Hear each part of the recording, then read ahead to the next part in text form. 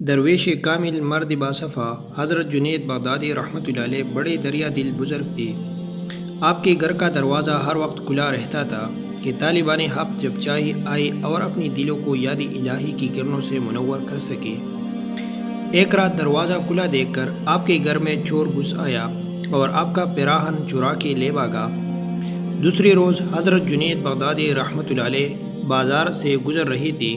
اچانک کیا دیکھتے ہیں کہ وہ چور بازار میں کھڑا وہی پیراہن بیچنے کے لیے آواز لگا رہا ہے۔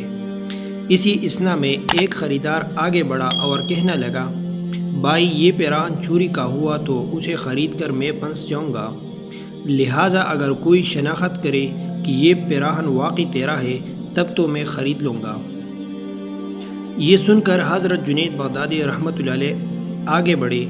وہ چاہتے تھے تو اس وقت اپنے پیراہن سمیت چور کو پکڑ لیتے، لیکن انہوں نے شفقت اور درگزر سے کام لیتے ہوئے فرمایا، بھائی میں اس کو جانتا ہوں، یہ کہنا تھا کہ اس خریدار نے وہ پیراہن خرید لیا اور آپ نے چور کو اللہ کی رضا کے لیے معاف فرما دیا۔